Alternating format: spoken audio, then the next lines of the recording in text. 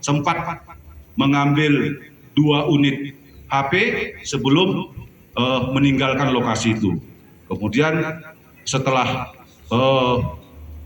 para pelaku ini meninggalkan lokasi menuju Lintong Yuta, barulah dilihat korban-korban yang kena ligaman. Ya, yang pertama saudara Andres Hutasoid, ya, luka parah, sempat dirujuk ke Rumah Sakit Santa Lucia, namun ketika tidak mampu, kemudian dibawa ke Rumah Sakit Bayangkara Medan. Indikasi pertama. Sudah dilakukan otopsi, sudah meninggal dunia dalam perjalanan, dan atas persetujuan dari keluarga korban diotopsi, dan kemarin sudah selesai otopsi dan sudah dimakamkan. Ya. Nah, yang satu lagi si Chandro Lubis saat ini masih dalam perawatan di rumah sakit, salah satu rumah sakit di Medan, dalam masih kondisi kritis. Dan yang ketiga, Goplas yang kaki kanannya kena tikam, ya, lukanya mungkin karena tidak berubah, masih dalam perawatan tapi sudah kembali ke rumah. Ya.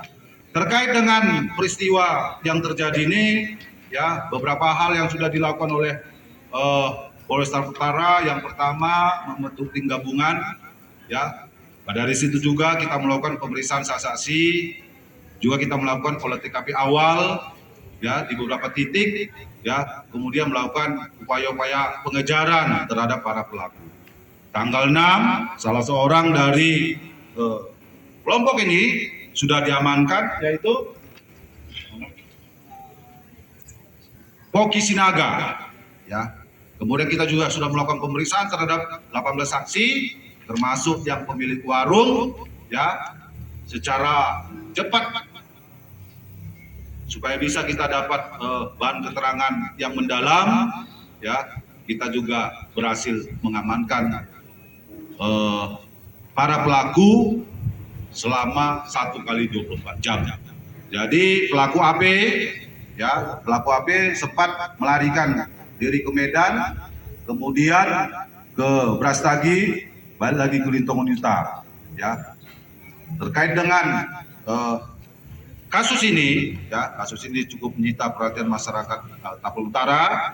Ya, kita juga ingin menyampaikan, ya, pengungkapan kasus ini terkait pasal yang dipersangkakan terhadap para pelaku ini. Kita membaginya sesuai dengan peran masing-masing. Ya, berkaitan hal itu terhadap tersangka AP, ya, kita persangkakan dengan pasal 338 sub pasal 351 ayat 2, ayat 3, junto pasal 365 ayat 1, pasal 363 ayat 1 ke 3E KUHP. Ya. Kemudian terhadap tersangka Poki Manan Sinaga, Erikson Chandra Sinaga, Rajesh Charmin Papan, kita persangkakan dengan menerapkan pasal 170 ayat 2 ke 2E, ke 3E, sub pasal 351 ayat 2, ayat 3, junto pasal 56 KUHP.